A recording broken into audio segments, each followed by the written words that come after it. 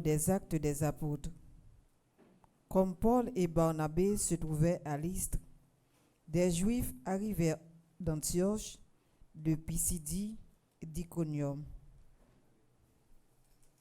Et ils parvinrent à retourner la foule. Paul fut lapidé, puis on le traîna hors de la ville en pensant qu'il était mort.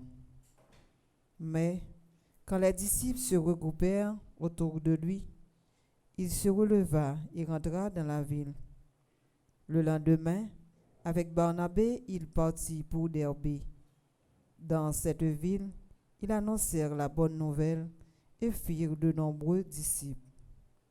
Puis ils revinrent à Lystre, à Iconium et à Antioche de Pisidie. Ils affermissaient le courage des disciples.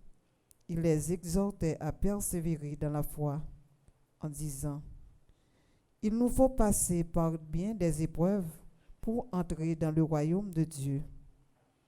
Ils désignèrent les anciens pour chacune de leurs églises, et, après avoir prié et jeûné, ils confièrent au Seigneur ces hommes qui avaient mis leur foi en lui.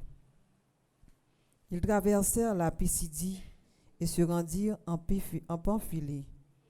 Après avoir annoncé la parole aux gens de Pergie, ils descendirent vers Attalia et prirent le bateau jusqu'à Antioche de Syrie, d'où ils étaient partis. C'est là qu'ils avaient été remis à la grâce de Dieu pour l'œuvre qu'ils venaient maintenant d'accomplir.